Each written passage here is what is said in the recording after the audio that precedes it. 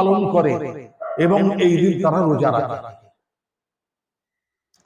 বিশ্বনবী রাহমাতুল্লিল আলামিন সাল্লাল্লাহু আলাইহি সাল্লাম ইহুদিদের মধ্যে কাউকে ডেকে জিজ্ঞেস করলেন যে তোমরা এই দিন রোজা রাখো কেন, এবং এই দিন ঈদের মতো এত খুশি উদযাপন করো কেন?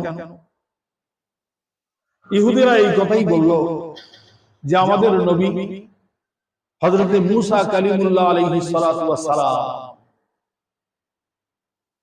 তানাকে আল্লাহ রাব্বুল আলামিন স্বৈরচার ফেরাউন এবং স্বৈরচার বাদশা ও সম্রাট তার অত্যাচার থেকে, স্বৈরচারী থেকে তাদেরকে নিপাত করে দিয়ে, ধ্বংস করে দিয়ে, নিশ্চিহ্ন করে দিয়ে হযরত মূসা আলাইহিস সালাতু ওয়াস সালামকে জয়ী করেছিলেন।